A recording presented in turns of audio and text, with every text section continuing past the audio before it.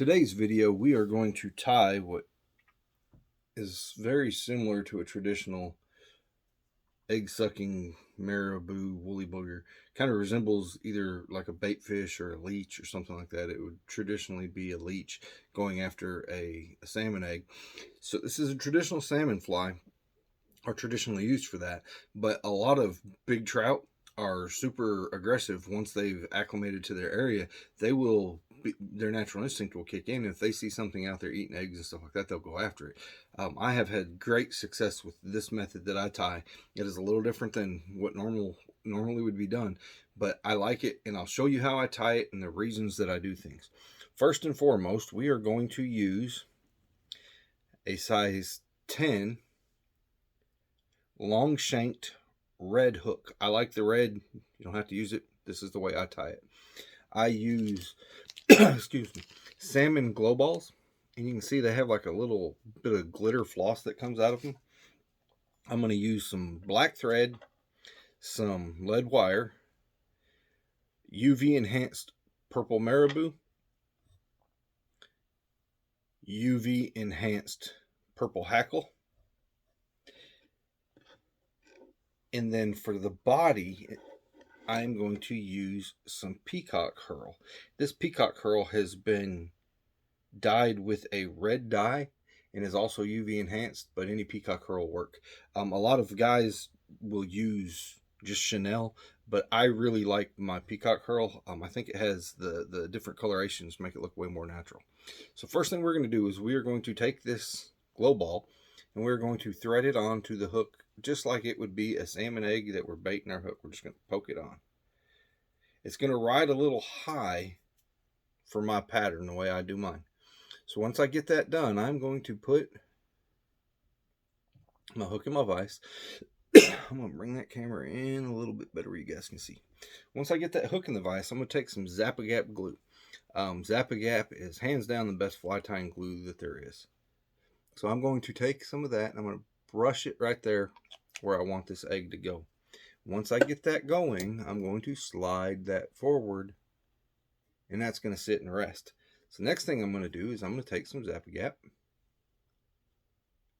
I'm going to put some on the base of the hook. Now, if you don't have Zap-A-Gap, super glue is fine. Any kind of super glue will work. Zap-A-Gap's just easier, it's better, and it doesn't change colors when it gets wet. It's just a good product. So next thing I'm going to do is I'm going to take some lead wire, and this is a medium size lead wire. And I'm tying this lead wire up in to the egg itself to where I have a little more leverage on that egg so it's not coming off. And then I'm going to tightly wrap this lead down the shaft of the hook, or the shank of the hook, and build a body that is going to sink super fast.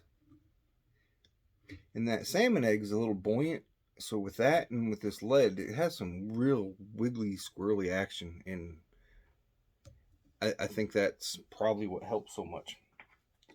So once we have that done, I'm going to take my thread and I'm going to go over the top of my lead and build the thread base. Once I have my thread base, I'm going to cut my thread off. And I'm going to take my marabou, and I do something which a lot of guys will snip marabou, and that's fine. But I'm going to take mine and I'm going to cut mine. I want to leave some natural edging on the back if possible. And sometimes that marabou is kind of hard to control, and all you got to do is get your fingers wet and you can pull it back, and that works really well. But you won't see the finished product of this fly if I do that, so I'm going to try to do it without that. Now this tail will dangle back just a little bit, and a lot of guys don't want their tails dangling too far back because they think it messes up the bite. This is not going to be a fly that's going to be an issue on, because when they hit this fly, they're going to be super aggressive. So they're going to come and attack this fly. They're not just biting on it like it's food. So now I want to take my hackle and I'm going to pull my fibers on my hackle up. When I get my fibers on my hackle off, I'm going to tie that stub piece in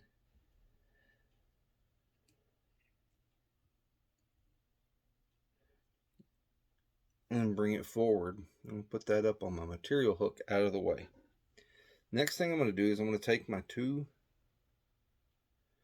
pieces of peacock herl. And peacock herl is just the go-to for me. I really like peacock herl for body material. It just has so much natural. I've never found a way to match it. I'm going to take these peacock fibers, I'm going to tie them in, and I'm going to bring my thread both on the hackle in my peacock right to the end where my marabou is tied in. A lot of guys will twist their peacock herl and different things like that. I try to just keep mine tight together. Peacock herl is a little bit fragile, so I just kind of pinch mine together.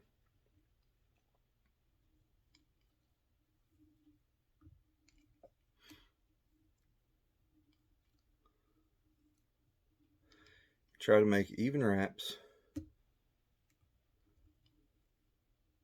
all the way forward. Now the hackle that I have is UV enhanced.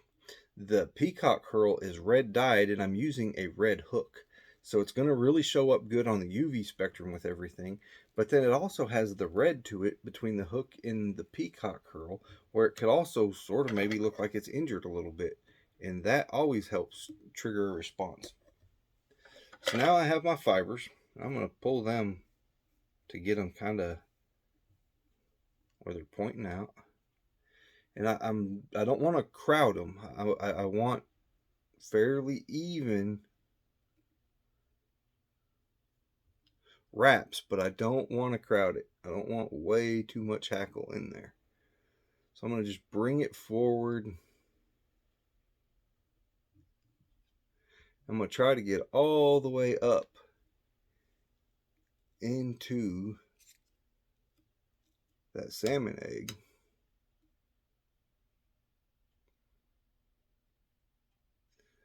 One more wrap to hold it tight. Cut my hackle. And then I'm going to bring my thread as tight as I can right there.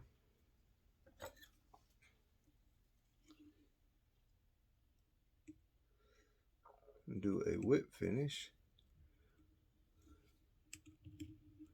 I always try to do 2 whip finishes. I got my 2 whip finishes done. Whenever I do my thread, I pull my thread against my scissors so I don't accidentally cut my hackle or anything like that. And when I get done with that, I'm going to take and put my head cement down. And that is all there is to it. This is one of the funnest, most active. It just bounces around. It's a great fly. It's very similar to the booby flies. It's got one head. It's an awesome fly, and it will have action like no other, and they will attack this thing super aggressively. So here it is, and I hope this gives you guys a little bit of an idea of another pattern, and I will see you guys in the next video. Thanks for watching.